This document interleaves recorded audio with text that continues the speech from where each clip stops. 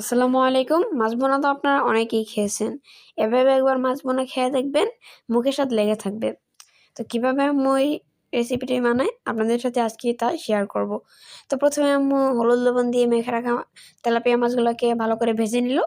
তারপর একটি প্যানে পরিমাণ মতো সয়াবিন তেল দিয়ে এখানে কাঁচামরিচ, তারপর শুকনো মরিচ, টমেটো ফালি, তারপর পেঁয়াজ ফালি এবং রসুনের কোয়া ও আদা দিয়ে দিল।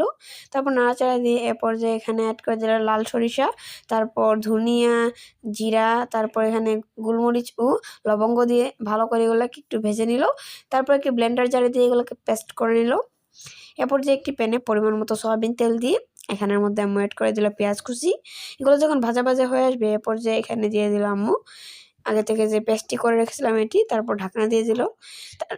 ঢাকনা ওঠানোর পরে এরপর যে এখানের মধ্যে লবণ, তারপর হলুদের গুঁড়া দিয়ে ভালোভাবে কষিয়ে নিল। তারপর ঢাকনা উঠিয়ে এরপর যে এখানের মধ্যে দিয়ে দিল ধনিয়া পাতা পেস্ট। এটি আসল মজা, আপনারা এটি দেবার চেষ্টা করবেন অবশ্যই। এরপর যে আম্মু এখানের মধ্যে ঢাকনা উঠিয়ে দিয়ে দিল টমেটো সস। তারপর একটু নাড়াচাড়া দিয়ে এরপর যে আগে থেকে ভেজে রাখা মাছগুলো দিয়ে দিল। তারপর ভালো করে এগুলোকে কষিয়ে নিচ্ছে, দেখতে পাচ্ছেন। এরপর যে আবার ঢাকনা দিয়ে দিল। ঢাকনা ওঠানোর পর এরপর যে এখানে একটু ঝোল দিয়ে দিল। তারপর নাড়াচাড়া দিয়ে এগুলোকে শুকানোর আগ পর্যন্ত ভালো করে নাড়াচাড়া দিতে হবে যাতে তলায় লেগে না যায়।